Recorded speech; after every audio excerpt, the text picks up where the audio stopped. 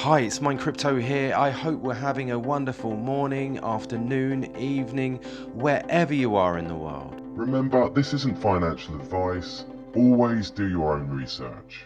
Oh, hello guys. Hope we're having a wonderful day. We are here in the UK. It's an absolutely wonderful day today. We've got the sun. It doesn't normally come out, but it's out. I spent most of my day actually painting the decking, which is a great job. I'm absolutely covered in paint, but here I am. And today we're going to talk about NXRA, Allianceblock, NXRA. It's been a while since I talked about the coin. I've been busy doing lots of other things. But I wanted to take a look at the Fear and Greed Index. It's looking pretty neutral today, slightly in fear yesterday. Last week it was just in greed. Remember, we're not buying in greed, we're always buying in fear. So probably not the best time to buy right now. I would always buy to accumulate during those red periods, as we can see just about here. That's where I want to buy, somewhere around there, because you're never going to find the bottom. It's always just to keep DCAing in and just going for it. But looking at this now, I personally wouldn't buy. It's not low enough yet. If I was going to buy, I would never buy in greed. That's the time when we sell. So when everybody's starting to FOMO in, we're going to see that greed go right up. So we only buy when it's in that red or orange and never in the greens. Reason being is because everybody's buying and the price will go up and then it will come back down. So quite simple. The markets are looking better today. If we look at the crypto bubbles here, we're seeing SUI up 7%, just beyond 7%.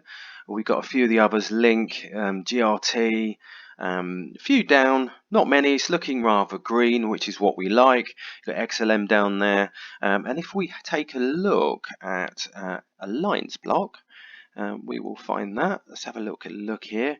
So what have we got? We're a bit up today, 3.5%, which is good. We've been down for quite a while. We're at that 0.06 cents mark. Market cap around about $40 million. 24-hour volume is 848,000. So not massive. Gone up 3 in the rankings to 407 for 410, looking quite good, and just keep that movement. As I said, I'm just DCAing in, waiting for 2025. Just keep building upon what I've got. Notice Pepe is down 5.3%, IOTA, and I'm generally just a utility man. So the ones I'm looking at are ones that are working and that will in real life, that are going to provide services and everything else. And that's why I'm big into NXRA, because I think it's got so much potential. You've got HBAR there, you've got XLM, Myota, where else? We've got Algo in there, all looking green, all looking good. Just keep DCAing. Remember, this isn't financial advice. None of what I'm talking about is financial advice. I'm just giving you my personal opinion of what I'm doing in this market. So let's look at some news on Allianceblock. Allianceblock's NXRA ID joins Worldwide Web Consortium aiming to shape the future of sovereign identities, which is great news. Allianceblock is always working. I love Allianceblock for this reason. You're always hearing news afternoons, and that's what you want to be hearing. During a bear market, you want to see whatever you're invested in is moving forward. So next, ERA ID is a self-sovereign identity issuance and verification platform that empowers companies to seamlessly onboard users Web3 using self-custodial or custodial wallets. It's streamlining complex compliance workflows while safeguarding users' identities and assets. To this end, the solution already complies with W3C's established standards for decentralized identifiers, DIDs, and verified credentials, VCs. Now, I don't know if anybody that knows about WC3. W3Cs, sorry. I've had a bit of knowledge, obviously working on websites and other bits and bobs for my business. You want to be compliant with W3Cs because it works better, and it helps with the search engines and everything like that.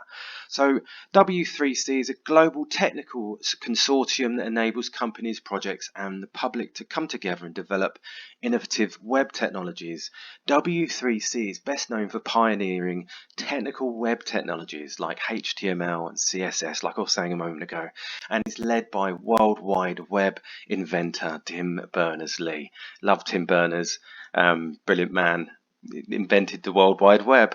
Its members actively contribute to developing fundamental web technologies, establishing a framework for technological ethics, and exchanging ideas with industry and research community experts.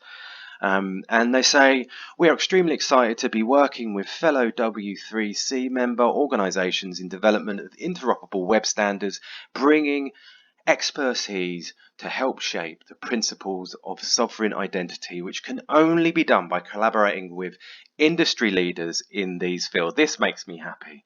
And Rashid Ajaja is working so hard. I love listening to him. I love the fact that he's so enthusiastic about everything. And that's, again, what you want to hear. So W3C has an impressive membership of a list of 450 global leaders, including Microsoft, Apple, Ethereum Foundation, Coinbase, and NXRA ID will proactively collaborate with industry leaders to foster and promote the standardization of decentralized identifiers and verifiable credentials on the web. And NXRA ID will benefit from access to vast network of leading industry players and provide their technical expertise to W3C while collaborating on improving and developing new standards for the digital identity space. This is big, guys. So decentralized identifiers became an official web standard last year. They are designed to give users and organizations greater security and privacy by allowing them to establish and manage their digital identities across technological boundaries. Verifiable credentials and another W3C standard enable users to offer digitally encrypted and secure evidence during their authentication process. Now, I love this. I think it's great. We're going to need more security on the web at some point, especially if all this money is going to be flowing through at some point.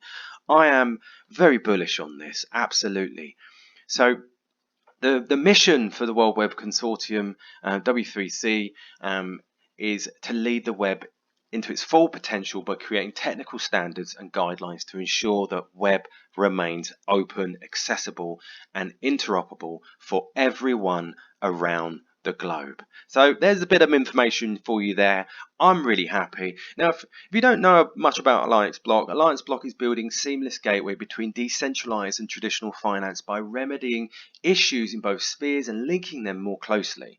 They see the future of finance as an integrative system, best of both worlds can work together to increase capital flows and technological innovation.